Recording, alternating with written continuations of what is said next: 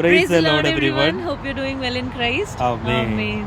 In Proverbs chapter 30, verses 7 to 9 says this: 2 things I ask of you, deny them not to me before I die.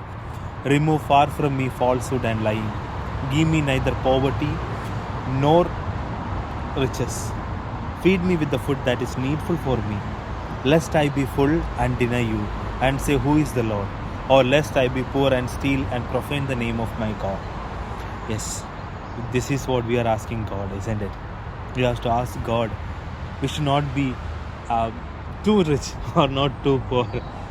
And we are asking to God to give us what we require. Because God knows what to be given to His children.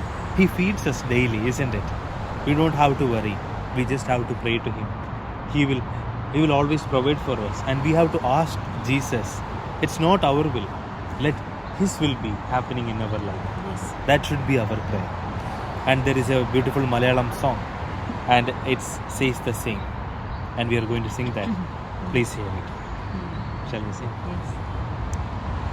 നിന്റെ ഹിതം പോലെ എന്നെ നിത്യം നടത്തിയിടണമേ.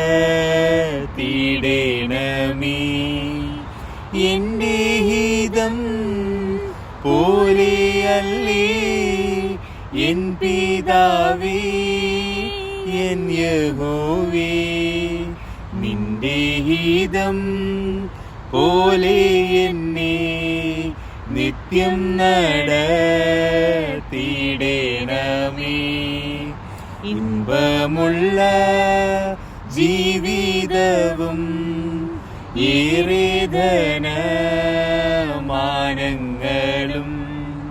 തുമ്പമറ്റ സൗഖ്യങ്ങളും ചോദിക്കുന്നില്ലേ അടിയാൻ.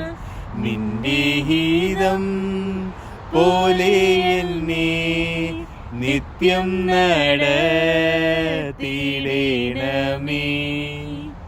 ആമേൻ.